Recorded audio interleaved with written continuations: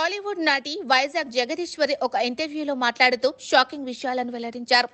Chance ఇచ్చి తీసేసిన సందర్భాలు ఎక్కువగానే ఉన్నాయని ఆమె తెలిపారు. గోపిచంద్ భీమా సినిమాలో నాకు ఛాన్స్ ఇచ్చి షూట్ కి రమ్మన్నారని, డైలాగ్ స్పీడ్ గా చెప్పమని డైరెక్టర్ కోరారని ఆమె చెప్పుకొచ్చారు. ఆ తర్వాత నన్ను తీసేశారని తెలిసిందని జగదీశ్వరి పేర్కొన్నారు. నన్ను రిజెక్ట్ చేయడంతో ఏడ్చేశానని ఆమె తెలిపారు. నా పాత్రకు బదులుగా షెర్లీ అనే నటి నటించిందని ఆమె పేర్కొన్నారు. హైపర్ ఆది నాకు శ్రీదేవి డ్రామా కంపెనీలో ఛాన్స్ ఇప్పించారని, ఒక ఎపిసోడ్ కు 10,000 రూపాయల రెమ్యునరేషన్ వచ్చిందని ఆమె అన్నారు. ఇప్పుడు మల్లెమాల సంస్థ అందరికీ జీతాలు ఇస్తుందని ఆమె పేర్కొన్నారు.